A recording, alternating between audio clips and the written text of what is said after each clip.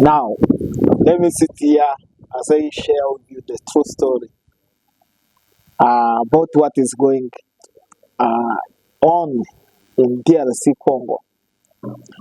What many people they don't want to understand concerning what is happening now in Congo is that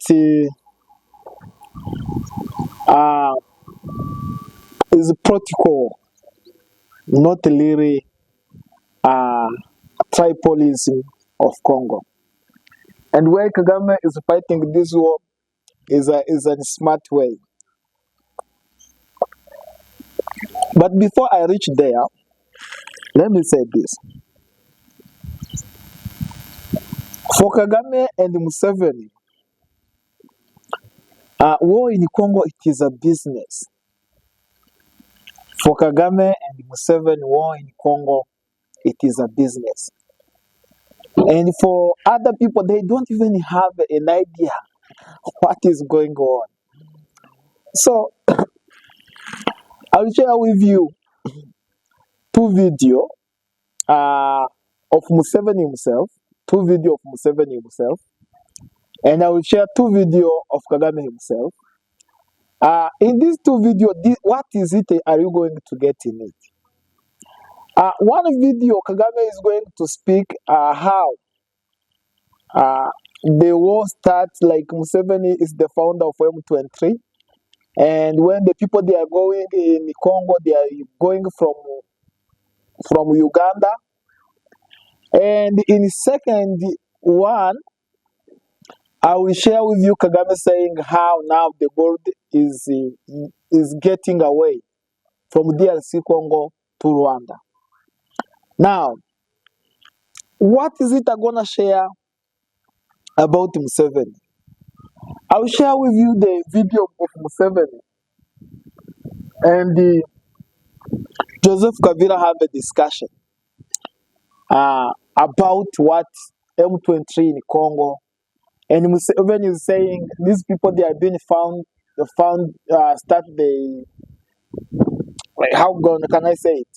They start M23 from Uganda, and Museveni will tell Joseph Kabila that he's going to make sure that he's stopping this recruitment in Uganda. But who is doing this recruiting? Is Museveni himself. Is Museveni himself. And then, interesting, he will promise Joseph Kabila that this war they are going to stop, they will not continue. Now, I will share another video. Now, Museveni telling Tshisekedi, the current president of Congo, Felix Tshisekedi, that they can sit together and talk and resolve it. Now, what is it are them going to talk about? Kagame is the founder. Museveni is the founder. Kagame is the supporter. And now the deal is well done in Rwanda. And now they are calling Tshisekedi to come to sit down. Actually, if they call Tshisekedi to come to sit down with them, it's telling Tshisekedi, sit down, agree with us to take mineral in Congo and then pass it in Rwanda and don't make noise. What kind of stupidity is this? And let me say, this is not the first time Museveni and Kagame put people in a meeting, in a mess up meeting like this, and they end up losing their life.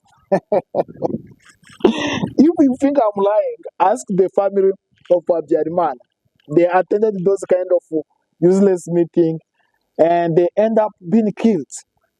And of course, for them, always they have a way out for making business in those wars. They started different projects which given them big money. And you know what? I don't think Felix Tshisekedi is going to sit down with Wakoroni. This is Wakoroni, the colonizer. And how do you sit down with someone who wants to colonize? You know, today I was reading a book of my grandfather from Mau here in Kenya. and he wrote a book called The Boy Is Gone. The Boy Is Gone is written concerning the history of Kenya. And one point which touched my mind when I was reading the book is the point where the guys who was vote for Mamau, they said, we better die fighting than dying on our knees. In other words, it is the same point I want to raise in Congo. You guys who are in Congo currently, especially the president of Congo, if you can hear my voice, or like any Congolese who can hear my voice, either you die on your knees praising Museveni and Kagame, or you stand and fight for your right. Otherwise, they still want to stay in good place. They start to want to drive those big cars. They start to want those high security team, and they are not going to reject it. So if you are thinking that this kind of nonsense of meeting, you are going to make a big point which can make you free, you are stupid. Let your country be taken.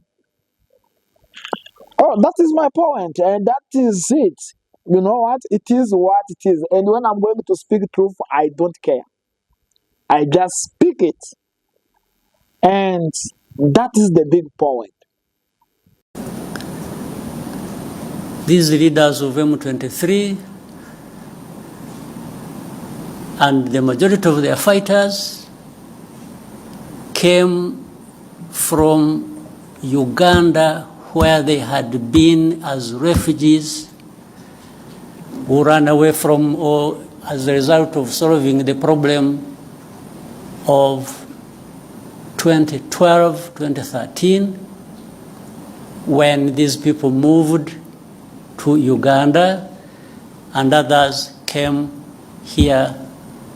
I remember for specific actually number, those who came here were between 500 and 600,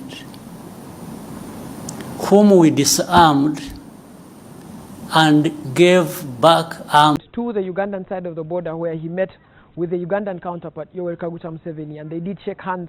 And there was a small event at Mpondwe border post where there have been escalated tensions between the Ugandans and the people from the Democratic Republic of Congo. After that, there were closed-door session meetings that Museveni had with Kabila. And after the sessions, they did talk to us, which is where we are right now at Mwea. Much of those talks we understand now were about security threats across and in Uganda. Support the Congolese side mainly with intelligence, because some of these recruits are from Uganda, so we should block those who are coming from Uganda, the recruits, the ones who are recruited, and those who are coming through Uganda, that the intelligence services work together. And I was talking to some very senior people recently from somewhere who were saying, no, the Congolese are saying we steal their quota, we steal their gold, and there is something I know. Some people come from Congo, whether they smuggle or go through the right channels, they bring minerals, and most of it goes through here, does not stay here. It goes to Dubai, goes to Brussels, goes to Tel Aviv, goes to Russia. It used to go to Russia, I don't know whether it still goes there. It goes everywhere. So I was asking them, I said, are you on the list of those who are stealing minerals of Congo? Because these things, they end up with you. For us, we are now, they go through our country. But they are accusing us of stealing Congo's minerals. How about the destination? Why don't you talk about it? And if we actually deployed everything, every effort, and stopped this thing flowing, the accusation would be even worse. Yeah, they would be seeing no more gold coming through here, going to them, then they say, these people, they are causing problems. So what are we supposed to do, honestly? It's very easy. Once we cooperate with East Africa, because now Tshisekedi has now seen that he should work with East Africa, East African community. And we have the capacity to solve all these security problems. Now, the issue of Congo and Rwanda, that is easy to deal with as East Africa. I think for the UN now should support East Africa. East Africa can solve this problem. This is the correct way. If UN supports East Africa, this thing is easy to solve. It's not a big problem, really. The problem of Congo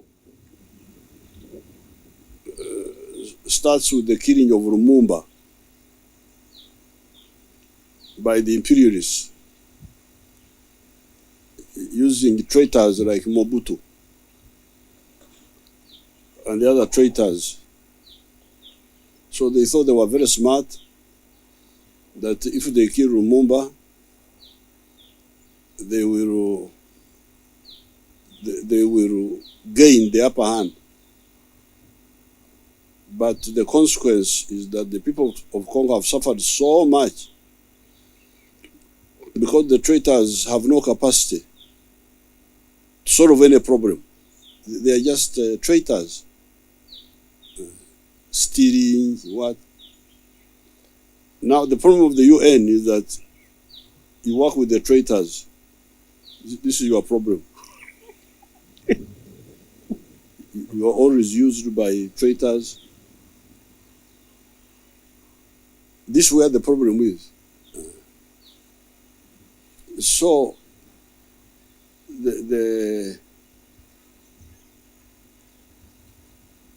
like for instance, because the traitors